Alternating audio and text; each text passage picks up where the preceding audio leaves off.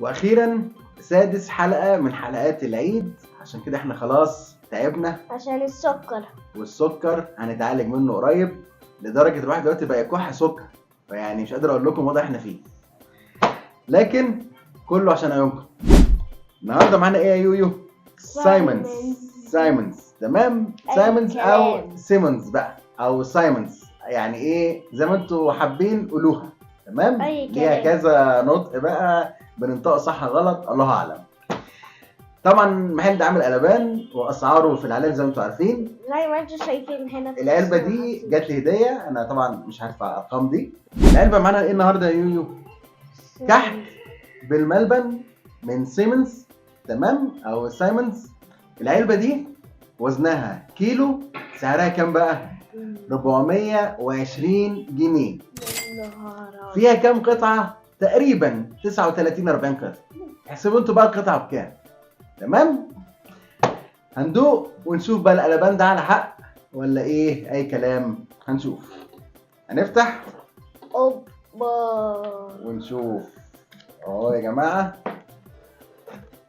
تمام اهو زي ما انتوا شايفين. ممكن طبعا عشان اكل. ليه انت هتاكل ولا ايه؟ لا يا عم، تاكل ايه؟ اكل ايه؟ ما اكلك اهو ولا اكل الفيديو مثلا. ده انت بتهزر كمان. ماشي يلا هدوق انا، بسم الله. وطبعا ايوه لازم ادوق قطمه كبيره. حلو جدا، كحك مظبوط بالشعرايه، صح حكايه. يعني لا هو بيدوب قوي ولا هو ناشف. الملبن حلو جدا، سكره مظبوط، العجينه حلوه جدا. ايه رايك؟ مش عارفه اقول ايه. لا قول يا حبيبي. بس حلوه. بس كده؟ انا قلت تقول لي فظيعه روعه. يعني كم من 10 تقييمك؟ 10/10. 10/10. انا كمان تقييمي 10/10. كحك حلو جدا بصراحه، مظبوط، مفيش فيه يعني اي حاجه تتقال.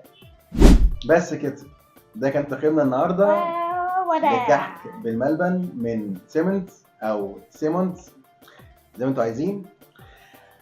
نشوفكم بعد العيد، كل سنه وانتم طيبين، يا رب تقضوا عيد سعيد ودايما ايامكم كلها اعياد باذن الله.